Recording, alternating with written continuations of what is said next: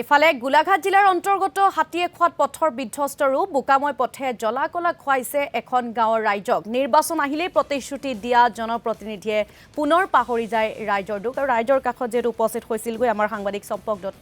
দত্তৰ জৰিয়তে আমি আপোনালোকক কিছু পৰিৱেশ দেখুৱাব বিচাৰিছো চৰকাৰৰ উন্নয়নৰ শ্লোগানত খসাকৈ অতিভাহি গৈছে নেকি উন্নয়ন আজি আমি আপোনালোকক দেখুৱাম দেৰগাঁও সমজিলা হল আৰু দেৰগাঁও সমজিলা হোৱাৰ পাছত দেৰগাঁৱৰ নিকটৱৰ্তী হাতেখোৱা অঞ্চলৰ এখন বিশেষ গাঁৱৰ পৰিৱেশ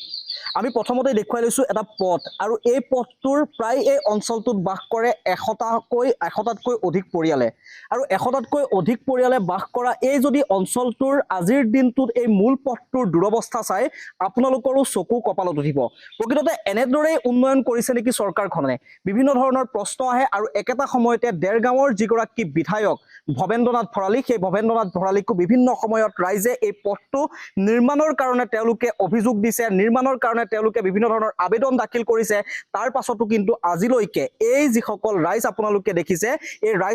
ৰাইজসকলৰ কিন্তু দুখ আৰু তেওঁলোকৰ মৰ্মবেদনা আজিলৈকে কিন্তু চৰকাৰখনৰ চকুত নপৰিল আৰু আটাইতকৈ আচৰিত কথা আপোনালোকৰ কাষতে আছে এই যিটো মূল পথ দেখিছে এই মূল পথটোৰ নিচে প্ৰায় 50 মিটাৰ এনেদৰে বোকা দেখিছে আপোনালোকে এখন গাড়ী ভালদৰে যাব নোৱাৰা এটা অৱস্থা আৰু এই যিটো পথ দেখিছে এই পথটোৰ কাষতে আছে প্ৰায় 50 মিটাৰ নিলগত এখন স্কুল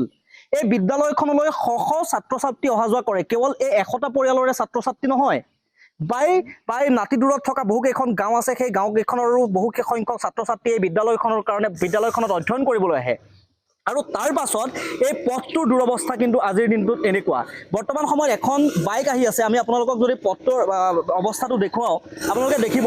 কেনেকুৱা এটা অৱস্থা প্ৰকৃততে কেনেকুৱা এটা অৱস্থা আৰু কেনেদৰে তেওঁলোকে প্ৰকৃততে অহা যোৱা কৰিব লগা হৈছে এই পথছোৱাৰে আৰু এয়াই হৈছে আজিৰ দিনটোত চৰকাৰখনে যি উন্নয়নৰ কথা কৈ আছে সেই উন্নয়নৰ ফকুলা স্বৰূপ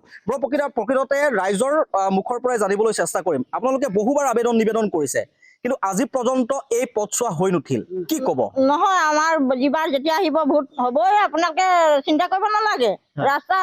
হ'ব আপোনালোকে ভোট দিয়ক আমাক হ'বই আজি এগৰাকী সোমাব কাইলৈ এগৰাকী সোমাব সদায় সোমাই থাকিব তেতিয়া ক'ব আমি দিম কি ক'ব আমি জিকাৰ পিছত কোনোৱে চাই নাচাই যে এইখন ৰাস্তা কি হৈ আছে সুবিধা নাই যেনেকা ৰাস্তা গেলি গৈছে যদি হয় তাৰ পৰা আমি আলহী বেমাৰীটো আনো এইখনলৈ পোৱাতে যদি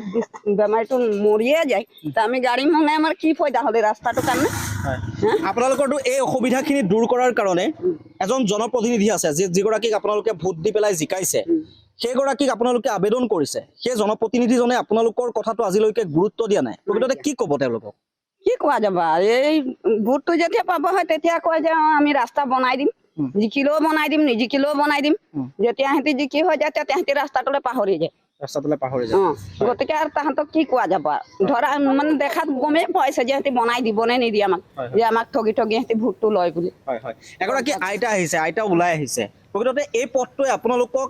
বহুত বেয়া এটা অৱস্থাৰ সৃষ্টি কৰিছে বেয়াটো হৈ আছে তো কি ক'লেও নুশুনে বোলে ভোট দিলে হ'ব আমি বনাই দিম আমি দিম এই হৈয়ে যাব এতিয়ালে আজি 4-5 বছৰলৈ আলি তেনেকে হৈ আছে সম্পৰ্কটো এই মুহূৰ্তত আপোনাক আমি ধন্যবাদ জ্ঞাপন কৰিছো